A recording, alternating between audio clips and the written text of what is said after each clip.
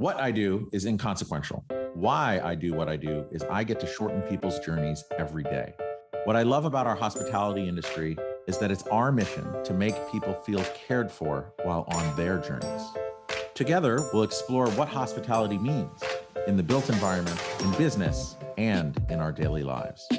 I'm Dan Ryan, and this is Defining Hospitality.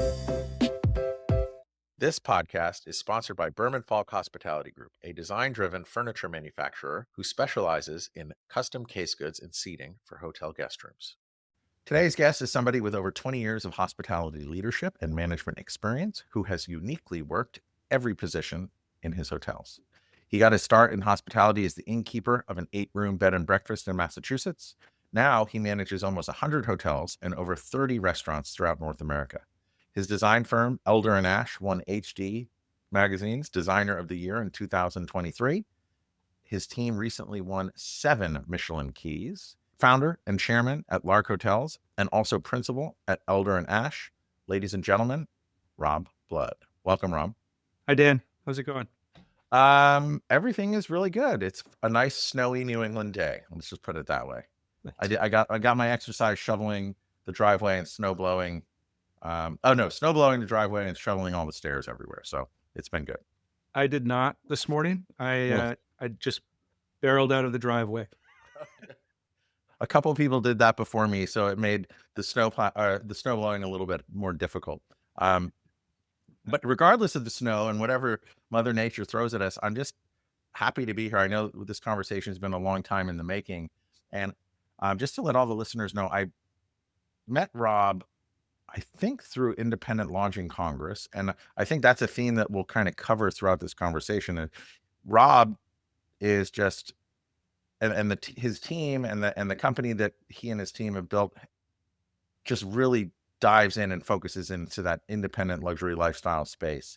And found this really incredible niche that all the big brands are also seeing as like a real revenue driver and value creator for their brands. And they're doing a good job, but there's something also about just rolling up your sleeves, getting in there and being the boots on the ground to really deliver that independent experience that I think Rob and Lark have really fine-tuned as they continue to grow, which we'll talk about in a second. But Rob, when it comes to thinking about hospitality and what you love about it, like, what does it mean to you? So, Dan, I've been in it for a while now, and it's obviously something when you're in this world you think about a lot, and sometimes it's in the background, and sometimes it's in the forefront. But when I started Lark, I felt like there was a need, and this was 10, 12 years ago now. But even before that, when I got into smaller hotels, I felt like there was a need to create an environment where hospitality and service wasn't prescribed by the host, but was really more of a meeting, an eye-to-eye meeting between people, creating genuine experiences. And what I really didn't want to do is overlay my thoughts and my wants on guests, because I really feel like in small owner-run businesses, it's often there are multiple motivations for being in the hospitality industry. Sometimes people are doing it for themselves, and other times they're doing it for others. They have hospitality soul. They're willing to give, and that's what willing to serve. And so I think for us at Lark, what we think about it, what we're really proud about is bringing good people together and creating great outcomes and experiences for good people, for all people. And when we think about it, we naturally think about our guests, but it's important to our company ethos and our whole sort of being that we extend our hospitality philosophy outside the guest to host world, and we pass that on to all of the stakeholders in our ecosystem. So it might be our team members, it might be hotel owners that we work with, it might be investors and stakeholders in Lark, but it's really, to me, about approach, about the desire to serve and the willingness to meet people on an eye-to-eye level. And on that eye-to-eye level, I found that it's very difficult to scale. And you and Lark um, have developed these new brands. You've merged with Lifehouse. You're building your portfolio. How do you maintain that eye to eye kind of stakeholder level of hospitality as you grow? And is there an upper, do you find that there, like, that scale kind of rubs up against, what would that be, like some kind of an event horizon that you can't kind of break through? How do you balance that? You asked a few good questions there. I think first, though, is the question of how do you scale um, in this space, in this sort of independent, spirited, sub 150 key space, where like we could all of our rooms. We have about 3,000 hotel rooms across North America. That's like a convention center hotel in Dallas, right? Like one hotel. So it's harder, but the trick, it's really not a trick. The way that we do it is by having really good retention Mm, and really good people that we work with who are attracted to working in this smaller, very independent, spirited space because it allows creativity and nimbleness that might not be allowed if you're working at a Hampton Inn. It really allows personality to shine through. And so what we found is when people come to us and they're working with us, they stay. And so you look at Scott Hops, who's our senior VP of Ops. He's been with us for almost 7 years now. You look at Amanda Wallace, who handles all of our transitions. She's been with us for 10 years. I think she was employee number 2 or 3 in the company. And there are examples that go on like that. And so um, the ethos we developed was when we were very small, right? When we had a handful of hotels that were very geographically centralized in New England. And so we've built a team, a bench that believes in what we do and believes in our philosophy and really helped create it. And so really, because they have a stake, they have an emotional stake in what they're doing with us and a connection that's more than just like a paycheck. mm. It's able to propagate out. And I would say if we had a tremendous amount of turnover, either in portfolio or owner relations or staff, we wouldn't be able to do what we're doing now. And so we're really careful about extending that philosophy of hospitality to our team so that they want to stay and propagate the work that we're doing. Did Scott always know that he wanted to get into operations? Because Scott Hops in ops is pretty rad. He's a really great optimist. Oh, there we go. Dad charts. Bring him out. Scott is one of the most unique people I know. He is a Harvard graduate. He has his master's in civil engineering, I think. And after that, he met his wife working at Club Med Oh, wow. and left everything else behind. He became a hospitality guy. He's through and through a guy who's always thinking about other people. And Scott started with us. He stalked me on LinkedIn a little bit. I have a couple of stories like this. It happened with Peter, the CEO. They kept trying to date me on LinkedIn, and eventually I sat down at our restaurant in Salem, Massachusetts, with Scott. We had a beer, had a great conversation. He ended up joining us as a director of hotels, became the VP of Ops a couple years ago, and now is a senior VP, and has a purview of about 100 hotels. Mm. But it all goes back to the people for Scott. He worked at a great hotel out in Denver. Before us, he was at the Lenox. He worked for Saunders Hotel Group in Boston. He was the VP of Ops and Sustainability. But I know that Scott is. I hesitate to say the hardest working person in our company, but hands down the most enthusiastic hospitality person I've ever met. Wow. And Shout out to Scott. yeah, I know you should talk to him next. I think yeah, we'll get him on the docket. So the real question is he went to Harvard, which is awesome. And then I say, hey, where did you go to college? Does he say, oh, I went to school in Boston? Or does he just own, I went to Harvard? He's not like a Cornell hotel guy, Dan. So he's not like wearing it on his sleeve all the time, like he's the best in the world. He does have his diploma up in his office Mm, at home, but good. it's not behind him. So it's not like every time he's on a Zoom meeting, Harvard's right there. You know, You got to squint. No, I know a bunch of people who've gone to Harvard, and of that bunch, I think 2 or 3 of them only said, when you say, oh, where did you go to college? They said, oh, I went to Harvard. And I'm just like God, I love you. Thank you for saying that, because most people who went to Harvard, they say, "Oh, I went to Boston." They're like embarrassed about it. I'm like, own it. That's awesome. You should be proud of it, and just, I don't know, let your radiant energy shine over all of us that you went to Harvard. Haven't. Yeah, look, Well, I do look forward to meeting with Scott. Um, he sounds really interesting, and I love that he is a civil engineer and then totally did kind of like a 180 and went into hospitality. Because civil engineering or engineering, it's math, it's precise, it's, yeah, load bearing, it's all of these things. Whereas hospitality, there's that, okay, yeah, you're operating a business, I get it, but there's also so much of that soft side of things that is just like more art than science, I guess I would say. it's so true. And the thing I love about hospitality is it's such a level playing field. You can have Scott with his master's in civil engineering and Harvard next to someone who worked their way up through the business. Like for me, I was an innkeeper, right?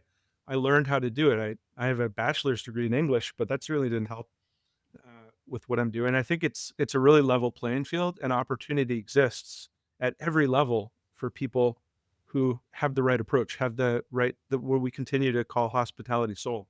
So, this podcast, I've been doing it for 3 years, and one of the interesting growth channels of audience are entrepreneurs, and it's entrepreneurs that are within our hospitality and hospitality design industry, because there's a lot of Yep. us. Um, but then there's also just outside entrepreneurs, because there's something about, I don't know, that kind of more art of hospitality that all businesses can benefit from. And I think, to go back to your idea of like what's made you successful, is retention. If you think about from you as that early innkeeper to the business that you on your growth path over the past, I don't know, let's look at the last five. Let's go before COVID, because it's just, we'll normalize it. So let's go from like 2018 to now, um, the past 8 years. What do you think tactically you and your teams have done or do to retain? That's a really good question. I think we create stakeholders, and rather than just having employees, we create collaborators, and we are better because of the ideas that other people bring to the table. Nothing good happens in a vacuum from my perspective. I might have a good idea every once in a while, but it's just an idea until other people help put it together. And so I think that when people feel involved and like shoulder to shoulder, eye to eye with other people in the company, they look for more than just a means to it's like Maslow's pyramid, right? Mm, So, like, we wanna help people get past their first and second levels to, like, get into, like, transcendence, right? Where people are, like, achieving more for themselves personally than just a paycheck and, a way to, buy a beer at the bar or whatever. We wanna create like, I've always believed that hospitality is a lifestyle.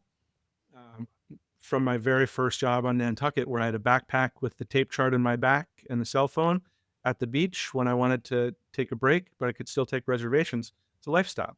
And so I think that people enjoy working with us because we create a great environment and they mm, get to make decisions and make an impact. And it's very tangible the impact you can make in hospitality. You mm, see it on people's faces, you receive thank you notes from folks. If you are of a hospitality mindset, it's really hard to go do other things and be rewarded, because as much as we validate other people, they validate us in return by allowing us to create experiences. And so I think that our retention piece is not just luck, it's hard work, right? So if Peter, who is our CEO, is always thinking about how to elevate the employee experience. And it's also not boring, right? What we do is exciting. It's kind of sexy, it's kind of exciting. It's like it's not in a box. You get to do fun stuff. And you also have to clean a lot of toilets. yeah, you clean a lot of toilets, and kind of going on that front, it's also, if all those rooms could talk. Like, I just think that everyone talks about storytelling, storytelling, storytelling as business owners, marketers, just leaders, but really a hotel with 50 or 1,000 rooms, if those rooms could tell stories, Oh, like, imagine. and not everyone who works in the hotel knows the stories, but you get a, I guess some of the cream rise to the top, so to speak. So like there, but there's always something interesting because people are just awesome, and they're they're wonderful. They have, they have their I don't know, all the things that they're good at. They have their tremendous faults, and I feel like these boxes where everyone kind of comes in to share these moments provides a lot of entertainment to everyone. It's people are wildly unpredictable, which is keeps every day sort of interesting in hotel and restaurant work. And what's I think about I think about the one night a week I go out with my wife and how important it is to our relationship and the experience we have just going out for 2 hours and leaving our 3 children behind.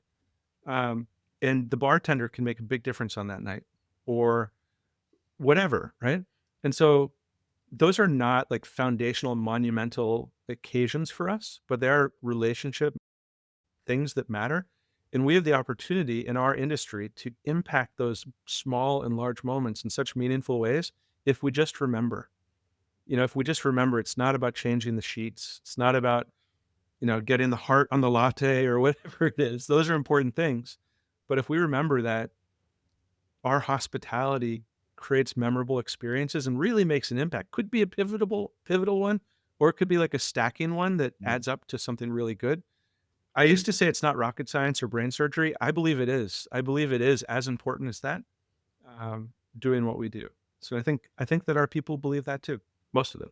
Yeah, I agree, and I feel that that level of importance in our vocation, and whether you're a taxi driver, a teacher, an engineer, a hotelier, a furniture salesman, there's a vocation, there's a craft, there's like a certain art and dedication to just continually improving that I think many people who are top in their field definitely do, and they make that a practice. But I think so many people just go through, um, oh, I'm going to bring up some Thoreau. Like, what is that? Live lives of quiet desperation, just kind of getting through. Yeah. Ooh, Yeah. It's not a good life. no. No. And, but I think that the study of the vocation and kind of elevating it, and also finding those other people and putting them on that path of showing them, and they probably already know that this is the path that they want to be on, but to be able to, like you were saying with the pyramid and getting them to their, just that higher realization, there's tools and tactics to get people there, and teams there. At what point did you realize that you needed to build a bigger team and attract more people as you were on this path? Running a small business is challenging, right? So for us, it's always been important to me to have Lark as a management company and brand company to be profitable. I always wanted a black number at the bottom of the P&L. It was important because for me, until we came together with Lifehouse, I was sort of the one owner of Lark. And so at the end of the day, it's either you fund it or you make some money. And so I'm a Yankee. I'm a New England guy. My dad was a penny pincher, and I was like, I have to make some money at this. And so it was always a question of who can we add, and if we add that person, what's the outcome? Mm, It was like a seesaw where add a property, add a person, add a property, add two more people. And so pre-COVID, we had built up to 22 properties. And I hired Peter Twachtman, who's our CEO. He was another LinkedIn stalker. Uh, early in the day, we joke about this now. He's one of my best friends now, and I feel very lucky to work with him. But I invited him to join the company about 4 years in as the chief operating officer, and he said no. He said, "You're not ready. I'm not ready. Let's talk again." And he called me just before COVID. Obviously, we didn't know it was coming. He said, "I'm ready now, but I'd like to be the CEO, um, and I think we'll do great things together." And so I said, "That sounds great to me. I don't want to be the CEO." And I think that, that's one of those things that caused I look at that as when we were at ILC, there was a speaker who spoke about it was a moment that created great outcomes. mm, That moment in time I peg as that decision. It's one of the best ones I've ever made because a founder and a CEO, they're not synonymous, but they have to be for a little while. And mhm. so I hired Peter. He became the CEO, and then COVID happened. I hired him in November of 2020. No, November of 2019. And so very quickly after that, COVID happened. We shut everything down. And during that time, we were very fortunate to have exceptional owners who continued to pay their base management fee. We also had PPP, and so we were able to plan strategically for what we thought would become an economic hardship after COVID.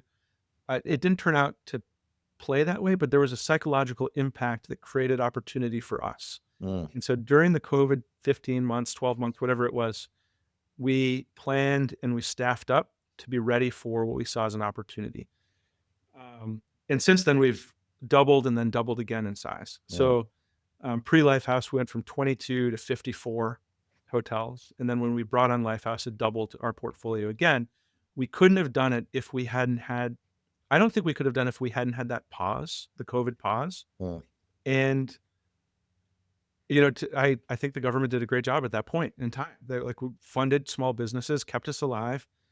Um, and so the question is now, even now we're a big company, right? Now we have almost 100 hotels. We've got 3,000 rooms. We're in 25 or 6 states, 2 countries. Question is the same. What's next? How do we continue to grow our infrastructure, our people infrastructure, which we have 90 corporate employees now and about 1,500 across the portfolio. But what's next? And the questions just get bigger, right? We have a really great team that we've built over the last 5 years to get to the point we're able to say yes, and to get to the point where we felt comfortable taking on Lifehouse. And now we kind of feel like, hey, we can do pretty much anything. But we're also thinking about who do we need? Like, who's the next person we need? What talent is out there? What perspective do we need to bring in to the company to help us where we are now? Well, I have a question on that because, okay, so you're growing, you're acquiring, you have that really great eye to eye. You've said it a couple times, like that. I really get the feeling it's that interpersonal interaction with all of the stakeholders, guests, and employees in your company. As your geography expands, right, it takes time to go to see all of those people and have that eye to eye moment. But you build infrastructure and management to help alleviate that. But how do you keep that kind of that spark that made Lark so special? How do you do that as you scale, as you rub up against that? The days where I could go to every property and help make breakfast and do laundry are past. And you know, my mom was a big advocate of. She kind of taught me you work side by side with people. People Uh-huh. don't work for you; they work with you. And that's important. So by doing that, you create agents, create advocates. And so it's unrealistic to think that I can form direct personal relationships with everyone that's a stakeholder at Lark right now. And that would be, you know, 50 different ownership groups, um, you know, hundreds of investors that invested in Lifehouse and now are de facto investors in Lark. And this is what we talk about with our VPs and our leadership team a lot, is figuring out the best way to work through people. And you know, I'm sitting here in my home office, which is unfortunately where a lot of my work happens now. And it's easier post COVID because we're all used to talking to each other through Google Meet or Zoom or Teams or whatever it may be. And so I think we're super selective. And right now, what we're doing is we have great relationships with the owners on the legacy Lark side. Right now, Peter and I are working very hard at forming connections and understanding goals of the owners on the legacy Lifehouse side, forming those relationships and understanding what outcomes they want. While at the same time, Scott and the rest of the team are really building bridges and forming relationships with the 22 people that came over from Lifehouse. Mm. And just sort of we have this 3-month integration plan that we're a month and a half into, where we're essentially trying to propagate the culture out that we've built over the last 10 years in a short period of time. And so I guess the short answer is, Dan, it's really important when, you know, now that the company is much bigger, that we're effective at working through Mm. other people. And it's hard. My mom, when we had 4 hotels, my mom was our first employee. She retired recently, and she's like, "Rob, you're gonna have to let go of control a little bit here. You're not gonna be able to do everything." And that was when we had 4 hotels. So I think the way that we're lucky enough to do it is because we have such good people, Mm. and they all know who we are. And the other thing that I think is important, and it might not relate directly to this question, but before we left our region, New England's, in my opinion, the easiest area to do business in because it's so compact. Like there's rarely a time when I have to be in the car for more than 4 hours to get to something that we work with. So we had to really hone our skills here, where if I had to go do something, or Peter had to go do something, or Scott had to be somewhere quickly, we could. And now as we expand geographically, we have our toolbox.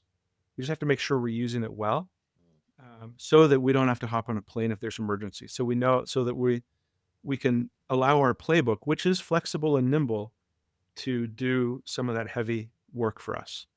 And then like, is it a literal playbook that you've developed, or is it just this? We know how the three of us can kind of divide and conquer, and when things get escalated or prioritized in such a way, like we know how to go.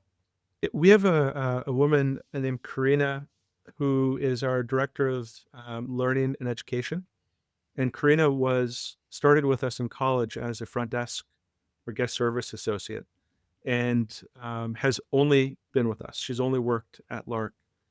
Um, and so Karina has created this amazing program called Lark University that is like the core of who we are. She does a lot of little videos and there's a lot of like remote meetings, and then she goes and does orientations. And so the playbook is sort of we don't have like strict SOPs like you might at a courtyard or something like that, but we do have a set of operating principles that we teach to our on-site teams, and we support through like a really great team of regional operations managers. So it's kind of boring. It's actually not boring because I've been doing a lot of thinking about this. I have a meeting on it later today, actually, where you have your employee. Let's say you hire a new employee, and you have your 90-day onboarding where you give them, I forgot what you called them, the operating principles. Like, Yeah. okay, they get it, but they got their mouth on a fire hose. It's like it's all coming, and then they're kind of like they got their feet under them. They're like, okay, I'm doing my job, whether it's cleaning rooms, running projects, doing billing. Like they know what they're doing. And what I was thinking, like, I love this idea of Lark University because it's all my metaphor was like, imagine Frodo's journey through Middle Earth, or the Appalachian Trail or the Pacific Crest Trail, where there's like a roadmap of all the different areas of let's use yours as of a hotel. And so you're there for 1 year, then you're given this roadmap. This could be the Lark University, for instance, where it's all those big functions within a hotel or managing of hotels where you get to kind of go and experience what all those are through the little videos or whatever, and it just gives you a much more rounded perspective of what you're working on. But do it out a year and a half, and it just because you're like, okay, I love this one job I have, but wow, this is interesting. But you never really have a way to learn what cleaning a room is like, or because you're not actually doing it unless you're doing it in those first 90 days, or billing, or guest services, or concierge. And I think that it's an interesting way to kind of cross train as the employee is on their journey so that they can say, and I think it would probably also help with retention a lot because then if they get bored of that one thing that they're doing, it's like, oh, let me try this other thing. Yeah, it's true. We have this gentleman, Mario, who he's an H2B employee, comes every year. He's worked at the Kunmesse at summer camp. And I spent a bunch of time out at summer camp on the vineyard in the summer. And he always asks, Rob, can I get half an hour of your time before you go home? And he's a wildly ambitious guy. He's been in hospitality his whole life, and he's looking for his next steps.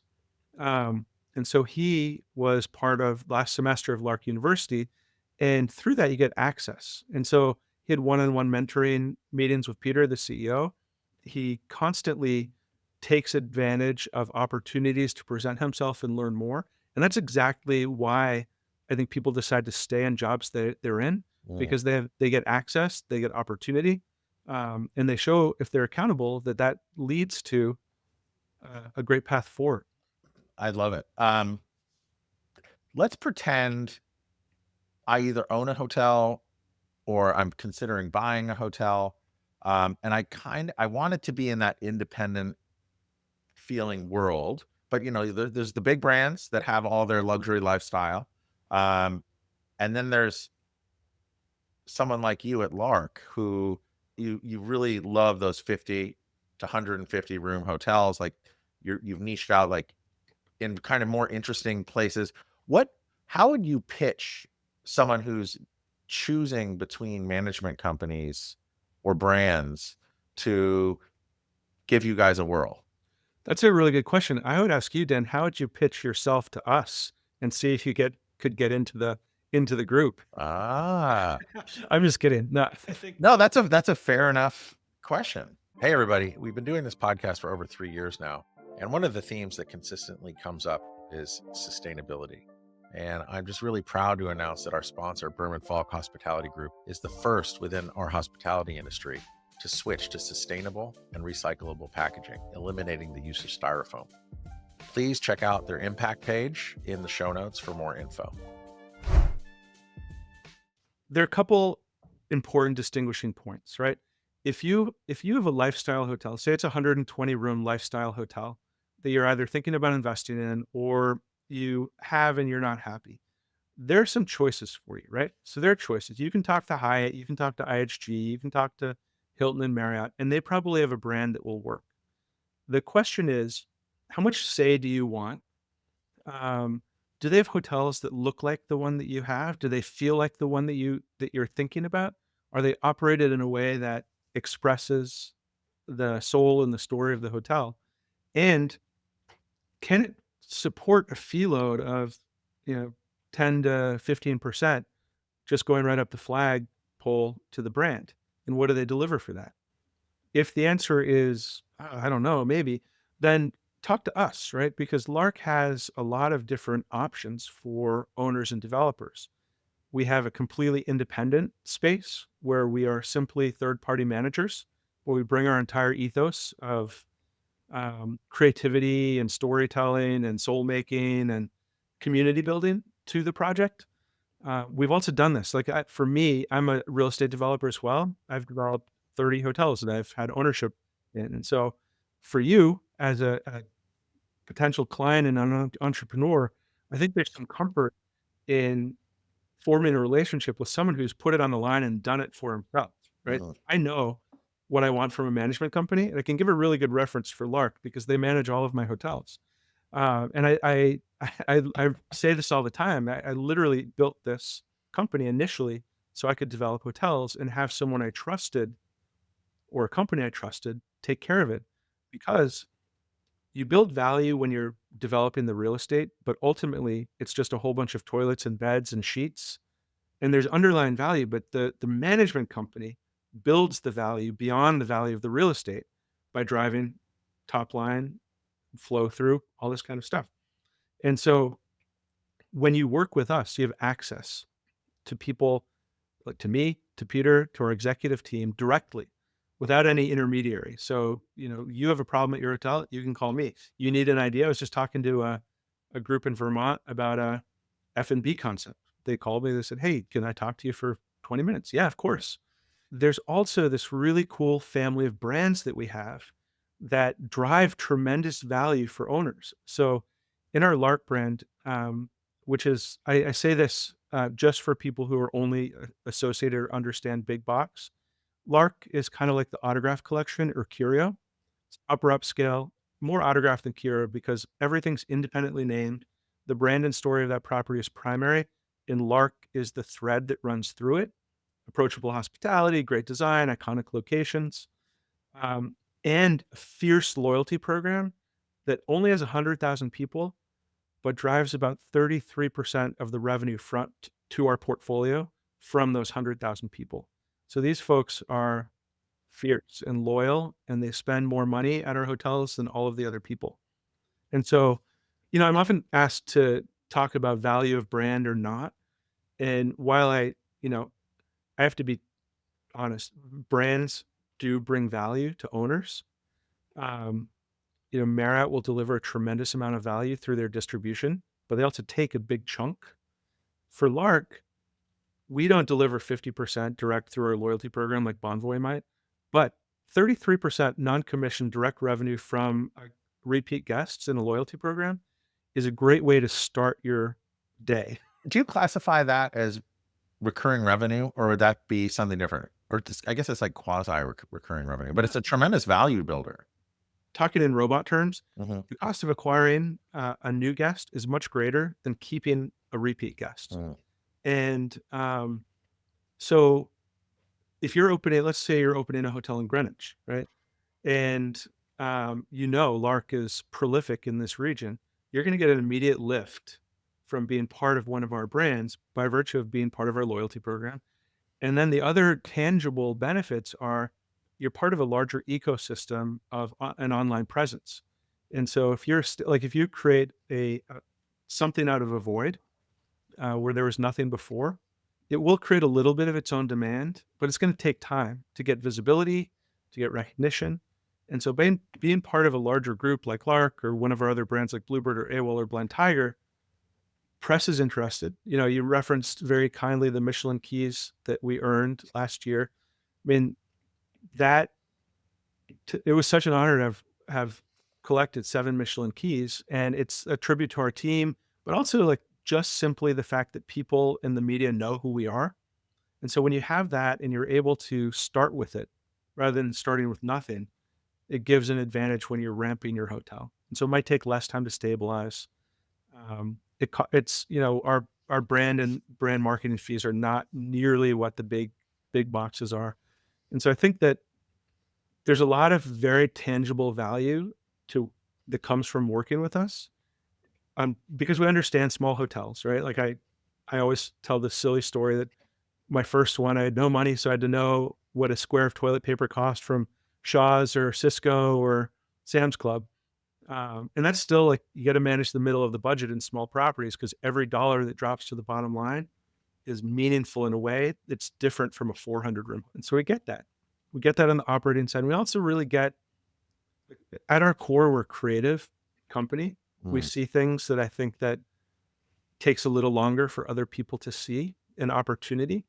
And that's sort of like that entrepreneurial spirit. Like you were talking earlier about how all of these entrepreneurs, like it might be, a couple that's owned a couple Airbnbs and now they want to own a hotel. So the entrepreneurial spirit is like alive in this company. So I got to stop. I could No, I don't want to, because cover. I want to go back to something that I think you said it 2 or 3 times throughout the conversation. And for the listeners that don't know, you own hotels, you develop hotels, you manage hotels, but you also design hotels, right? You have Elder Nash and you were designer of the year. I have a feeling that idea of soul making, which you referenced a couple of times, I think that design element and branding element really plays a huge role in that. Tell me what you mean by soul making, because I haven't heard it packaged that way, and I really like it. We believe that every project has an essence or soul that needs to be drawn out, and it's drawn out through design, architecture, music, scent, service culture, and just general ethos. And I liken it to this. Like if anyone can sort of think about a really great dining experience they had, I have a bunch that I reckon I sort of think back on, and I think that what has to happen is it can't just be the food is good. It can't just be that the server is nice or the decor is nice. It has to be like a confluence of all of these. They seem to be intangible factors, but they're deliberately done.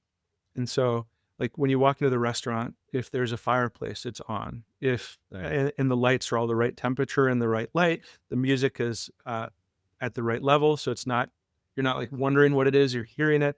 The server's on point. They're dressed well. Um, all of those things create a soulful, memorable experience that people form an emotional connection to. And through the different levers that we pull through design and development and building service culture and operations, we think about all of those things because Meg and I, my wife Meg is my partner at Elder and Ash, and she's the creative director at Lark. We value those things so much in our life when we have them. They create experiences that make us feel closer to each other, that validate our lives, and all of these things. And so our by being able to have our hand in all these different parts of the whole process of creation, we feel like it's easier for us to create a whole product, a whole experience that exudes the soul. Because a building doesn't have soul. Mm. All of the things you do within a building create the soul and the story. Still, I would say you can do all of that stuff, all of the design, all of the thoughtful stuff around what does it smell like? Is the fire on? If you don't have the right people doing it, it's still just a building, right? And Bashar used to talk about this all the time.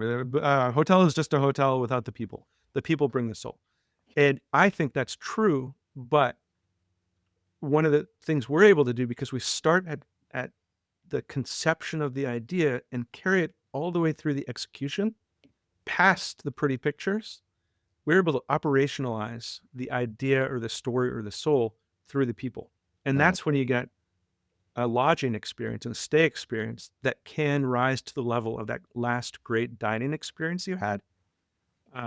It's not easy. It's sort of abstract. Well, I can speak to that from my personal experience, just staying at the Field House up in Stowe a couple of years ago, where if you're just driving up the mountain or driving up the road to get to Stowe, the Field House, it just looks like an ordinary building Yeah. on the side of the road, right? It's brown. We shouldn't have painted it brown, Dave. But regardless, when you go in there, it just feels different than what that building would normally look like, from just those kind of mid-century fireplaces to just the kind of the thoughtful rugs and just the low seating everywhere and just the lighting and it's actually, I don't know, almost opposite what I was thinking I would expect walking into that ordinary building. I was like, wow, this is really cool. And I think that is a tremendous value unlock for so many different small, what would be seemingly ordinary hotels. If you just put a little bit of thought into that soul, I know it drops to the bottom line. Totally, totally, because people come back. And again, like people come back, they evangelize it. It's not to say that everything is perfect because everything is not perfect there, but we work towards it. Right? I'm in there every week. Fortunately, I'm in Stowe on the weekend, so I get to be in there, and it's constant. We have like the constant attention to these properties is really where they start to shine, because people have flaws. I have flaws. I'm sure you do. I haven't identified any yet, but the truth is, like, we have to continue paying attention to the details because. And that requires constant attention from our regionals and our GMs and all this stuff. But yeah, it's really fun what we do. It's really rewarding when we get it right. And I think that's where, Meg and I really love the opportunity to work with a project from the very beginning. We're doing a really cool one on Harvard, on Cambridge Common right now. Only 16 rooms, but it's going to be a Lark, and these guys are amazing people to work with. But they gave us sort of a blank canvas to create their hotel. And so because we were able to start on day one before construction even began, and we'll go all the way through to actually making it work once it's open, I think we have the opportunity to create a really special thing. You mentioned the Hyatts and the IHGs and the Marriotts and the Hiltons. They all see how these, I guess, this soul building, I love that. The soul making of these independent hotels. It also, like I said, it drops to the bottom line. It drives revenue, it drives profitability, and they're on like the big acquisition path. So how do you deal with that? Like, you want to stay independent, but then like all of this institutional money is just flowing. It's interesting. And I think brand consolidation has created opportunity. Like we see like once Standard and Bunkhouse and Kimpton and all these ones have been absorbed into bigger brands, it creates a space that good things will happen in. Like it allows Lark and Lifehouse to come together and continue to create compelling stories and build great properties and form great relationships with folks who they just don't want to be a Hyatt. They don't want to see a World of Hyatt at the top of their their beautiful independent hotel. Not that there's anything wrong with what the big brands are doing, because we have to take lessons from them, just like they're taking lessons from us. But I think that we will continue to see good things popping up. See great things happening at Paley Society. There's really, really interesting stuff happening all over the place. And I think that because the sort of the bigs and the independents are now part of the big brands, we're going to see some good stuff happening. I want to go back to that hypothetical entrepreneur. I like how you said, maybe they have a couple of Airbnbs and they want to acquire a bigger property and turn it into an inn or a hotel. Aside from hire Lark, what advice do you have for those entrepreneurs that are looking to get into the independent space? I guess I can only give the advice that I would take myself. And I was like, I did it, right? You just do it. And I think that it's smartest to learn it, like try it before you buy it. Airbnb world and hotel world is very different. And we work with lots of owners who discover that quickly. You might be able to patch together a design on your own by using Wayfair and other resources, but it's a really fundamentally different thing when you go from running a house or series of houses to getting into 50 rooms. And all of the things, they're just different. They're at a bigger scale. The budgets are different. The considerations are different. Sometimes the laws are different. I think one is talk to a Lark. You don't have to hire a Lark. It could be a Lark or whoever. It could be Hay Creek. It could be, I don't even know who's out there anymore. There are some other companies, but learn a little bit, do your research, make sure you're making a smart decision about what you're buying, not just based on basis, but based on a whole bunch of other factors. And I always take it back to, that 1 year on Nantucket taught me the obvious lesson that location is king. And we've built Lark in destinations where people want to go. And so my initial thought was like, buy an inn for $300,000 along the side of a road somewhere.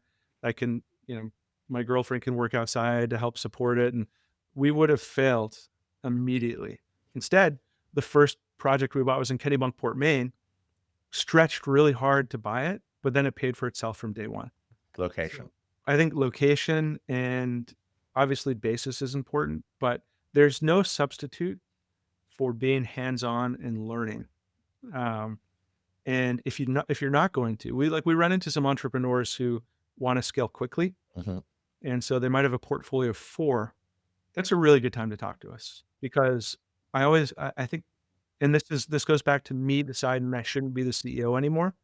What is your best purpose and what is the best use of your time? Mm. Is it making beds? Is it worrying about having to hire staff, or is it developing? Is it finding value? Is it building value through real estate growth? If that's your answer and that's your why and best use, we should definitely be talking. You know what? As you were thinking, as you were thinking, I can't hear what you're thinking, but as you were speaking, and you're like, try it on first. I think you said something like that. Yeah. Try And before. then I was like, wow, I wonder if this model would work. Let's say there's a couple of entrepreneurs out there. They have a couple of Airbnbs, or they have that 4 property situation like you're talking about. And actually, the 4 properties probably isn't the better one, because they're baptized by the fire of operating a hotel, right? They're already in the weeds. But the people who are thinking about it and they have the capital, they're like, okay, I want to take this next step. Have you ever had someone like that come work with you at Lark, learn the system, and then you could like kind of co-GP on a project? That could be really interesting. It's a possibility. Yeah. I mean, I think that we haven't had that exact model. Like, would that even work? I'm just thinking out. It's tricky because sometimes that's a two-headed monster, Mhm. right? So you have a management company, you have an owner very active, and the staff just doesn't know where to go. Mm, And I think the other thing, Dan, that I think is important is, before you come talk to a Lark or whoever, before it was Lifehouse, before you talk to Lark or Lifehouse, you got to understand that there has to be a certain economic return for it to work in that situation. So typically for us, our threshold is, is the property going to gross $1.5 million or more? And if it is, we'll pay for ourselves and more. If it's smaller than that, it's really hard to make it work because ultimately there are costs that a management company has that an owner operator doesn't. Because an owner operator is the controller, the marketing department, the revenue manager, the groundskeeper, the pancake flipper, all those things. And all the money that would go to those people goes into your pocket. For us, like one of the reasons we're able to outcompete people is because we have expert revenue managers, dialed in controllers, a great marketing department, all this stuff that are experts in their field. And they don't have to be an innkeeper. An innkeeper is a generalist. A hotelier is someone who does it all. And that's how, look, fortunately, I learned by doing it all. And now I have these great people around me who are smarter and better at their tasks, their sort of sphere of influence. And so we're better because of that. And so I think that it's really appropriate for those $1.5 million to $10 million revenue projects to be talking to us. And even if you're not seeing it, we're still talking to you. We're still going to help you, and we'll maybe do some underwriting for you. We do a tremendous amount of underwriting for free that doesn't lead anywhere for us because we like to have market data. We like to form relationships. You never know that person who's getting into a 10-room inn today might be in a 50-room hotel 3 years from now. Yeah, life happens in lots of amazing ways. And again, it brings me back to that idea of being eye to eye and talking and building those relationships. And, it's that founder's dilemma from where the founder brings on a CEO. It worked out really well for you. And it allows you to probably spend your time, your valuable time building those relationships and surveying what's out there so that you can continue to grow your portfolio. As you look at the map of the United States, New England, California, other spots kind of segmented, where are you like pretty bullish on these days?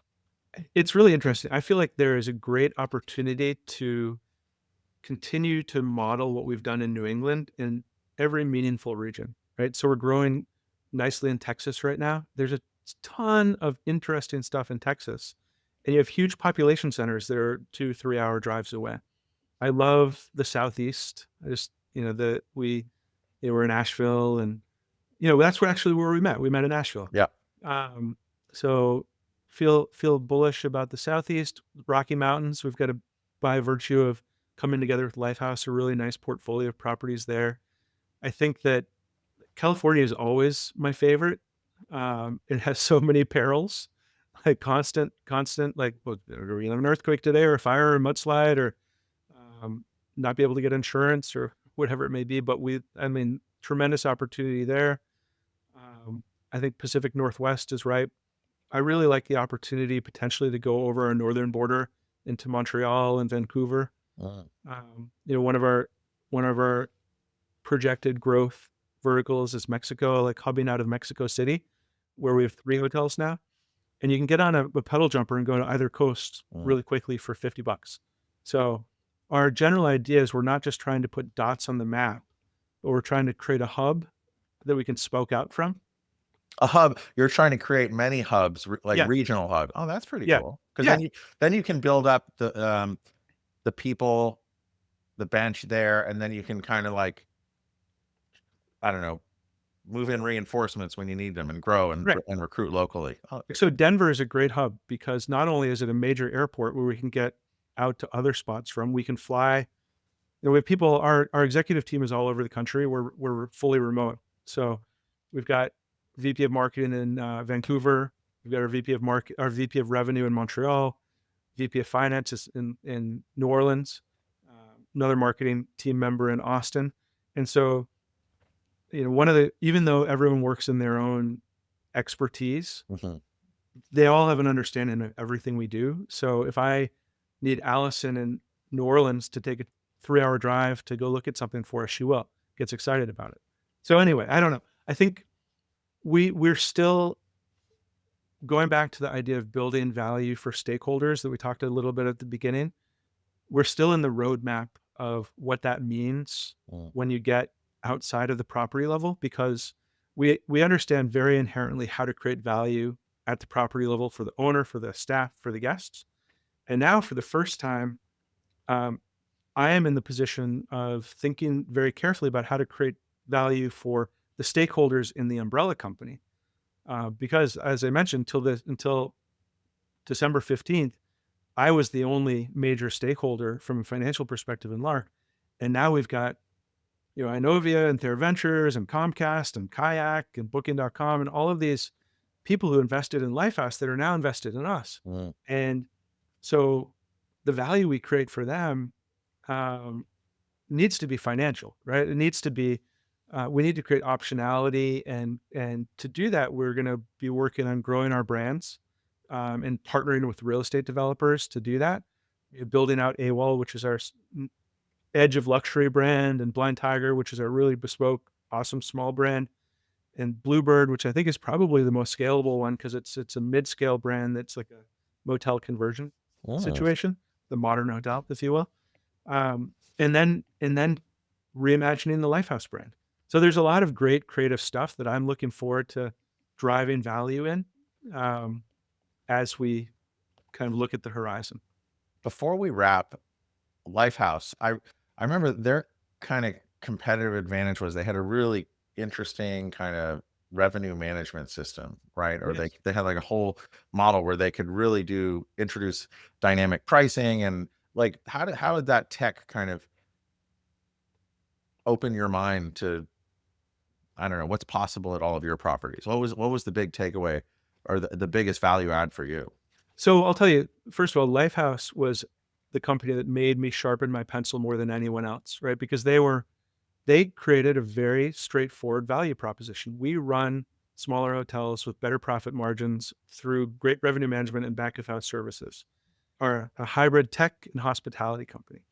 And so it made Lark think, who are we? What's our value proposition in relation to our number one competitor, Lifehouse? Because we were always competing for management contracts. Hmm. And so that's when we really refined our human-centric philosophy. And it is not exclusive of the use of tech. Where we differ, and Diamo is a great product, by the way. That's the spinoff of the Lifehouse revenue management platform. It's really good for individual hotels, especially individual hotels that are owner operated, because it makes revenue management super easy. Dynamic pricing and really drives revenue. I don't have a stake in that at all, but I can. Oh, so that's spun out. Yeah, Okay. run that off. We believe that in optionality in tech, and so we use Muse as our booking engine in many ways because it has an open API that we can plug anything into easily. And so we use Flyer for hospitality for revenue management. We use HIA, Hotel Investor Apps, for our accounting, and they all plug in to Muse. And so my philosophy on tech and ours is tech is to streamline things. It's to make our lives easier and make everything more transparent for every stakeholder. Because if a GM doesn't know what their P&L says, they can't effectively run their business.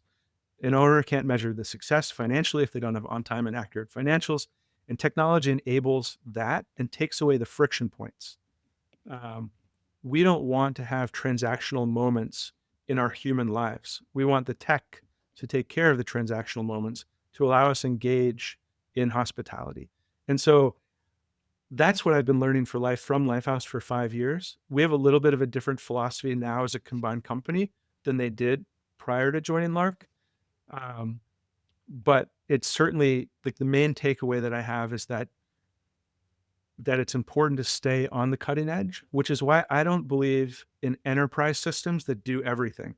Optionality is key because if something better comes along, a better tool, I want to be able to flip out and use that because that's how we drive value. And that's the Muse kind of umbrella, and then all these other as technology systems or whatever the offering of the property puts in there, you can always, oh, let's get rid of that part and plug this part into Muse, and then Yeah. we have our full.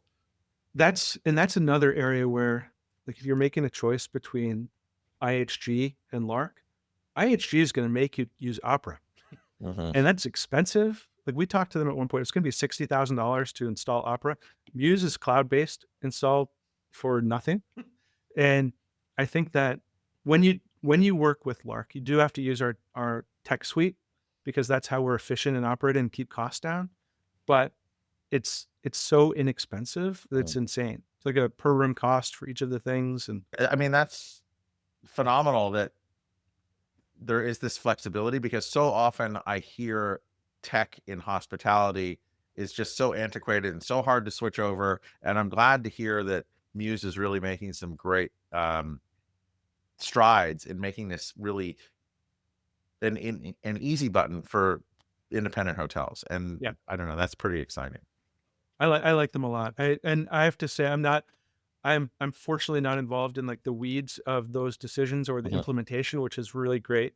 Yeah, But it's been smooth, and it's an exciting move for us. awesome. Well, this has been really wonderful for me, and I'm sure for all of our listeners, to just get that owner soul building, soul designing perspective in the independent space. And I think that we all can learn from it as entrepreneurs, as designers, as architects, as developers. And I just thank you for sharing your experience. If people wanted to learn more about Lark or connect with you, I guess they can try and swipe left or right on LinkedIn with you. They can certainly connect with me on LinkedIn. I think best place, for our web presence. So for our management company and family of brands, it's larkhospitality.com. For design, it's eldernash.com. And then Lark Hotels is larkhotels.com. Perfect. Well, I just know how busy you are. Thank you. I'm so grateful for this time, and thank you for sharing your experience with all of our listeners. I really appreciate you. My pleasure, Dan. You too. And I want to just say thank you to all of our listeners. If this changed the way you think about hospitality, please pass us along. We grow by word of mouth. We're approaching 200 episodes. It's very exciting. Don't forget to like, comment, subscribe, do all that stuff you hear on all the podcasts. Thank you all, and we'll catch you next time.